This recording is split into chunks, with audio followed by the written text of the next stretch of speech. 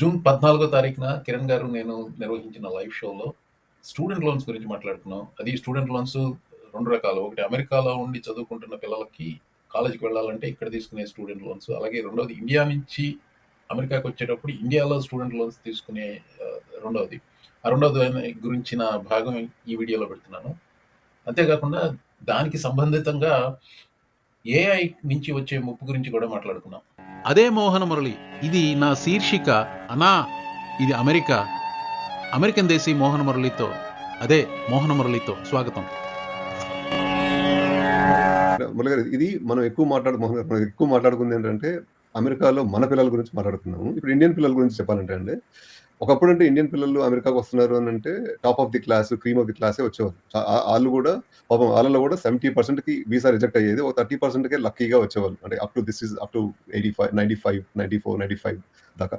అంటే నాకు తెలిసిన చాలా మంది, నేను అమెరికా వీసాకి వెళ్తున్నాను, మెడ్రాస్కి వెళ్తున్నాను, ఫెయిల్ అయ్యాను, రాలేదు, ఇలా చాలా మంది వినేవాడిని చిన్నప్పుడు. సో అంటే అమెరికాకి రావడం అనేది అది ఒక లక్ లాగా తయారైంది ఆ రోజుల్లో. సో అంటే అప్పట్లో మరి లోన్ సిస్టమ్ ఎలా ఉండేదనేది నాకు తెలియదు కానీ, ఇప్పుడేమో middle class, lower middle class వాళ్ళు కూడా ఎక్కువ మంది అమెరికాకి వస్తున్నారు అంటే చదువు కోసం అని చెప్పి. ఇప్పుడు ఇండియాలో బ్యాంక్స్ కూడా, అప్పట్లో బ్యాంకులకి అంటే విదేశాలకి చదువుకోవడానికి వెళ్తుంటే రుణాలు ఇవ్వచ్చు అనేసి, లోన్స్ ఇవ్వచ్చు అనే ప్రాసెస్ ఉండేది కాదేమో. ఐ మే బి రాంగ్, ఉండేది కాదేమో. ఇప్పుడు బ్యాంక్స్ కూడా విరివిగా లోన్స్ ఇస్తున్నాయి. అంటే మీరు ఫస్ట్ సెమిస్టర్ ఎక్కడికి వెళ్తున్నారు, ఏ యూనివర్సిటీకి వెళ్తున్నారు, మీ అడ్మిషన్ లెటర్, మీ I-20లో అవి సబ్మిట్ చేస్తే మీకు ఎంత లోన్ ఇస్తున్నారు. ఆ లోన్ బేసిస్ మీదనే అమెరికాకి వస్తున్నారు. కాకపోతే అంటే చిన్న చిన్న నివాన్స్ ఏంటంటే, మనం ఎప్పుడైతే చదువుకోవడానికి వెళ్తున్నామో అప్పుడు కాన్సులేట్కి వెళ్ళి మా దగ్గర ఇంత డబ్బులు ఉన్నాయి, మేము దీన్ని ఎఫోర్డ్ చేయగలం అని చెప్పే వస్తున్నాం ఇక్కడికి. ఐదర్ బ్యాంక్ లోన్ చూపించో లేకపోతే ఇది చూపించో. కాకపోతే ఆ పిల్లలు ఇక్కడికి వచ్చి ఇక్కడ కొంతమంది అంటే కొంత ఏం చేస్తున్నారంటే ఈ పార్ట్ టైం జాబ్లు అవి చేస్తున్నారు. మధ్యలో కొన్ని రోజులు బాగానే నడిచింది. It was very green. అంటే ఇప్పుడు ఇండియా నుంచి ఎట్లా అంటే ఈ అడ్మిషన్ ఫీ వచ్చేస్తే చాలు, నేను అమెరికాకి వెళ్ళిపోయి ఏదో హోటల్లో పనిచేసుకుంటాను, యూనివర్సిటీలో కూడా రెగ్యులర్గా వెళ్ళక్కర్లేదంట, నెలకు ఒక క్లాసు 2 క్లాసులు ఉంటాయి, అది కూడా ఆన్లైన్ క్లాసులు ఉంటా, ఆ మధ్యలో నేను వచ్చి ఇండియన్ స్టోర్లోనో ఇండియన్ దాంట్లోనో పనిచేసుకోవచ్చు అని చెప్పి ఆ థాట్ ప్రాసెస్ ఎక్కువైపోయింది. అదే కాకుండా అక్కడి నుంచి వచ్చేటప్పుడే నాలాంటి వాళ్ళకి ఫోన్లు చేసి, అన్న ఇట్లా డాలస్ వస్తున్నాడు మా అబ్బాయికి ఏదైనా ఒక పార్ట్ టైం జాబ్ చూపించండి అని చెప్పి అక్కడి నుంచి అడిగేయటం మొదలెట్టారు. అంటే అంటే అంటే అంటే ఆ థాట్ ప్రాసెస్ అనేది ఇక్కడికి వచ్చి మనం ఏదో ఎడ్యుకేషన్లో పెరుగుతాము, చదువుకుంటాం వల్ల మనకు జాబ్లు వస్తాయి, మనం ఆర్థికంగా పెరగవచ్చు అనే థాట్ కాస్త అసలు ఫస్ట్ 1 నుంచే మనం ఇక్కడ డబ్బులు సంపాదిస్తాము, మన ఇండియా కూడా డబ్బులు వస్తాయి, ఈ టైప్లో ఉంది. అంటే మీరు లోన్స్ మాట్లాడుతున్నారు కాబట్టి, అంటే మీరు లోన్స్ అంటున్నారు కాబట్టి ఇప్పుడు థాట్ ప్రాసెస్ అట్లా చేంజ్ అయిపోయింది, పూర్తిగా చేంజ్ అయిపోయింది. అంటే థాట్ ప్రాసెస్ మారిపోయింది. ఇప్పుడు ట్రంప్ వచ్చి సాగొట్టాడు. ట్రంప్ వచ్చి మధ్యలో కొన్ని ఐస్ రైడ్లు, మన ఇండియన్ స్టోర్లోకి వెళ్ళటం, కొన్ని వెళ్ళేటప్పటికి కొంతమంది ఆగారు, మళ్ళీ మామూలైపోయిందండి. అంటే అదేమి అంత సీరియస్గా తీసుకోవట్లేదు. బట్ అంటే నేను ఇండియన్ పేరెంట్స్ చెప్పేది ఏంటంటే, either you can source the loan in India and make sure that your kid is concentrating on his education here. అంటే ఇప్పుడు ఇక్కడ చదువుకుని ఇక్కడ చేసుకుంటే బాగానే ఉంటుంది. ఇట్లా ఇల్లీగల్ గా జాబ్ చేస్తున్నాడు, ఆయన అరెస్ట్ చేశారు, అది రికార్డులోకి ఎక్కింది, ఇలాంటివన్నీ ఎప్పటికైనా ప్రాబ్లమే. So, well, let me take you up on that one.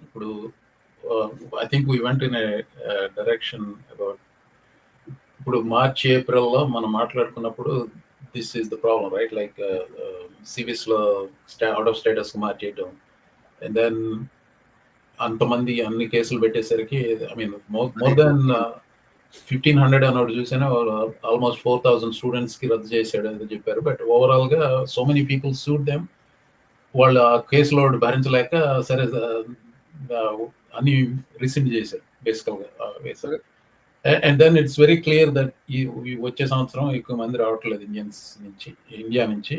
But I think ఇప్పుడు రావద్దని అయితే చెప్తున్నాను కానీ, but I think things will change. Maybe నేను 4 ఏళ్ళ వరకు రావద్దన్నాను కానీ, but I think it could change in 2 years. But when you plan to come here, I hope this video gets enough attention later on. If you want to come here, let's say one situation ఏంటంటే political climate is the most important thing. What I am thinking is 2026లో ఇక్కడ congressional elections, which is like midterm elections అంటారు, అది అయిన తర్వాత things could get little better అని one possibility ఉంది. But definitely 4 years from now, things will change quite dramatically in a positive way. So either you can apply for 27 fall or 29 fall. ఆ టైంలో చేసినప్పటికీ you should be able to say, okay, there is going to be drastically different political situation అప్పుడు my feeling about this is it will be a lot better. అంటే మీరు చెప్పిన దానిలో చిన్న clarification sir. ఈ సెవిస్ వాళ్ళు వేసిన కేసులు ఏంటంటే ఈ పిల్లల మీద మిస్‌డిమినర్ ఉంది ఇంతకు ముందు, ఐదర్ డ్రైవింగ్ టికెటో అదో అని. మీరు అది మార్చ్‌లో అయింది. ఈ ఫిబ్రవరి, జనవరిలో ఏమైందంటే ఇండియన్ స్టోర్స్ మీద, ఇండియన్ గ్రాసరీ స్టోర్స్ మీద, ఇండియన్ హోటల్స్ మీద కొంత రైడ్లు స్టార్ట్ అయినాయి ఐస్ ద్వారా. అదేంటంటే మీరు లీగల్‌గా పనిచేస్తున్నారా, ఇల్లీగల్‌గా పనిచేస్తున్నారా అని అనుకుంటాను. ఎందుకంటే ఇక్కడ మీరు ఇండియన్ స్టోర్స్‌లోకి వెళ్తే ఎక్కువ మంది దగ్గర 70-80% మన ఇండియన్ పిల్లలు పనిచేస్తారు, విచ్ ఇస్ నాట్ లీగల్. మీరు స్టూడెంట్‌గా వచ్చినప్పుడు మీరు యూనివర్సిటీ వరకు పనిచేసుకోవచ్చు. అది కూడా యూనివర్సిటీ పర్మిషన్‌తో. సో అది లేకుండా చేస్తున్నారు. అది డైరెక్ట్‌గా అఫెన్స్ అది. మీరు ఇండియన్ స్టోర్‌లో కనుక ఐస్ వాళ్ళకి దొరికితే అది direct. I'm not contradicting on that one, but basically మీరు అన్నది ఇంకోటి ఏమన్నారంటే ఇది 2027లో అప్లై చేసుకుంటే 2029కి మీరు గ్రాడ్యుయేట్ అవుతారు కాబట్టి మీరు బెటర్ లైఫ్ చూడొచ్చేమో అనుకున్నారు. అంటే నా పర్సనల్ ఎక్స్పీరియన్స్ ఏంటంటే ఇప్పుడు మా అమ్మాయి ఐటీలోకి వెళ్తుంది, ఐటీ సైడ్కి వెళ్తుంది, సిఎస్ మీద బ్యాచిలర్ చేస్తుంది. అంటే మాకున్న ప్రధానమైన ప్రాబ్లం ఏంటంటే ఇప్పుడు ఈ ఏఐ అనేది ఎంతవరకు వెళ్తుంది, ఎన్ని జాబులు తీసేస్తుంది అనేది అర్థం కావట్లేదు. So it's a big problem అండి. నేను ఏఐ చూస్తున్నాను ఇప్పుడు. ఓకే, ఏఐ గురించి I'll get to it, but AI is going to displace a lot of jobs, especially computer oriented. My PhD student, he uses AI for coding, large language models అంటారు. నేను last week అంతకుముందు I was talking about how I use AI for drafting memos ఇలా డేటానికి. చాలా ఇప్పుడు management consultants మన Indians ఇక్కడ masters చేసిన వాళ్ళు, ఎంబీఏ చేసిన వాళ్ళు చాలా మేనేజ్మెంట్ కన్సల్టింగ్ అటు వెళ్ళారు. ఇది 20 years ago, 25 years ago వాళ్ళంతా. ఇప్పుడు ఆ మేనేజ్మెంట్ కన్సల్టింగ్లో they are not. One of the things about management consulting is you synthesize reports, write reports and write recommendations. ఇలాంటి this is what you do management కన్సల్టింగ్లో.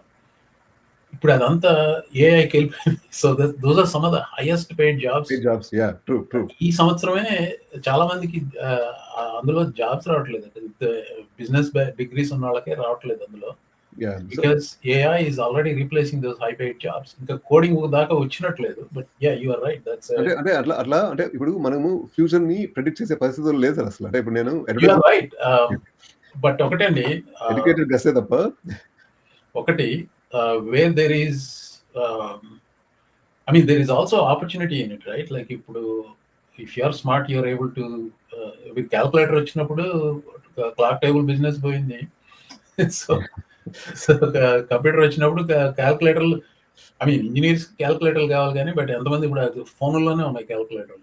Free అయిపోయింది sir ఇప్పుడు. I think people will adopt, but generally అదేలేండి. అంటే true. అంటే ఇప్పుడు ఒకప్పుడు media car talent తో కూడా, అంటే ఇప్పుడు నా టైంలో 2005, 2001 టైంలో కొంత మీడియా కార్ గా ఉన్నా కూడా they could be successful in IT.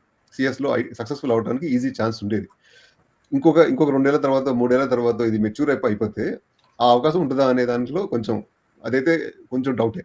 So అంటే ఇట్ ఈస్ అన్డినైబుల్ ట్రూత్. అంటే ఇప్పుడు కంప్యూటర్స్ వచ్చిన తర్వాత చాలా జాబులు పోయినాయి అనేది నా చుట్టూ చూస్తూనే ఉన్నాను. అంటే నేను ఇప్పుడు అడ్వర్టైజింగ్ ఏజెన్సీలో స్టార్ట్ చేసినప్పుడు ఆ ఫాంట్ బుక్స్ వచ్చాయి సార్ మాకు. అంటే మాకేం ఆన్లైన్ ఉండేది కాదు. ఆ ఫాంట్ బుక్స్ వస్తే దాంట్లో నాకు ఈ ఫాంట్లో, నాకు లోగోలో ఈ ఫాంట్తో పేరు రాయి అని చెప్పి మనం చెప్పుకోవాల్సి వచ్చింది. నేను అది కూడా మళ్ళీ కొన్ని లక్షల ఫాంట్స్ ఉంటాయి. మన పుస్తకాలు ఓపెన్ చేసుకుని నాకు దీంట్లో ఈ టీ నచ్చింది కాబట్టి ఇది వాడదామని చెప్పాను. సో అంత డీటెయిల్గా ఉండేది. సో అప్పుడు వాళ్ళు ఏం చేసేవాళ్ళంటే దాన్ని జిరాక్స్ లో పెద్దగా చేసి, దాన్ని బ్రోమైడ్ కట్ చేసి, దాన్ని కాపీ పేస్ట్ చేసుకుంటూ వర్డ్కి లెటర్కి మీద స్పేసింగ్ కూడా చేసేవాళ్ళు. So it was very specific.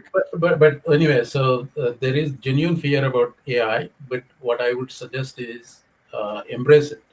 Embrace the AI and then try to get ahead of it. ఇప్పుడు నేను ట్విట్టర్లో ఫాలో అవుతుంటే there is one guy, I'm actually Google విఓకి సబ్స్క్రైబ్ చేసి I want to get into this and then see where it. ఎంత high quality, మీరు prompt ఇచ్చేసి ఎంత హై క్వాలిటీ వీడియోస్ చేయమంటే ఎంత ప్రమాణం చేసేస్తుంది. So video you have one on the writing side, you have one on the coding side, you have one on the images. మీరు చెప్తున్నారు ఫాంట్స్ ఇదంతా ఇన్ ద ఇమేజెస్ సైడ్. ఇప్పుడు నేను యూట్యూబ్లో పెట్టే వీడియోకి పెట్టే ఈ థంబ్నైల్ పిక్చర్స్ ఉన్నాయి చూసారా, I generate them using AI, some of them. ఇప్పుడు గూగుల్ లాంటి వాటిలో పొలిటికల్ ఫిగర్స్ పిక్చర్లు వాడనీయదు కానీ గ్రాక్ వాడినేస్తుంది. సో గ్రాక్కి చెప్పి generate a picture of Trump in the clown makeup అంటే ఎమ్మటే వచ్చేస్తుంది అది. So that's how I do Yeah. Thumbnails అన్ని అలా చేసినాయే చాలా వరకి. And that's like on the extreme side ఇప్పుడు ఏఐ జనరేటెడ్ వీడియోస్ మీరు సీన్ డిస్క్రైబ్ చేస్తే వెంటనే అది విత్ మ్యూజిక్ వచ్చేస్తుంది. So that's how How advanced it is getting to. అంటే యాహ్! అది కూడా ఎంత ఉందంటే ఎంత ప్రొఫెషనల్‌గా ఉంటుందంటే there is this guy I am following. తను బిగ్ ఫుట్ అండ్ యెటీ మీద పెడతాడు. ఆళ్ళు సెల్ఫీ స్టిక్ తీసుకొని ఫారెస్ట్‌లోనూ ఏదో చిన్న చిన్న క్లిప్స్ ఉంటాయి. 1 మినిట్ క్లిప్స్ అయ్యి భలే సరదాగా నవ్వుకునేవి ఉంటాయి. అది కాకుండా ఇద్దరు స్టార్మ్ ట్రూపర్స్ స్టార్ వార్స్ క్యారెక్టర్‌లు. అందులో డార్త్ వేడర్‌ని తప్పించుకొని తిరగటం, వాళ్ళ డైలీ రొటీన్ ఎలా ఉంటది. ఇట్లా ఇట్స్ జస్ట్ 1 మినిట్ ఉంటాయి. It's like very entertaining. అదే క్రియేటివిటీ మీకు క్రియేటివిటీ ఉంటే ఏఐ అడాప్ట్ చేసుకునే ఇది ఉంటే so then you will be successful. June 14వ తారీఖున కిరణ్ గారు నేను నిర్వహించిన లైవ్ షోలో స్టూడెంట్ లోన్స్ గురించి మాట్లాడుకున్నాం. అది స్టూడెంట్ లోన్స్ 2 రకాలు. ఒకటి అమెరికాలో ఉండి చదువుకుంటున్న పిల్లలకి కాలేజీకి వెళ్ళాలంటే ఇక్కడ తీసుకునే స్టూడెంట్ లోన్స్. అలాగే రెండోది ఇండియా నుంచి అమెరికాకి వచ్చేటప్పుడు ఇండియాలో స్టూడెంట్ లోన్స్ తీసుకునే రెండోది. ఆ రెండోది గురించిన భాగం ఈ వీడియోలో పెడుతున్నాను. అంతేకాకుండా జస్ట్ దానికి సంబంధితంగా ఏఐ నుంచి వచ్చే ముప్పు గురించి కూడా మాట్లాడుకున్నాం.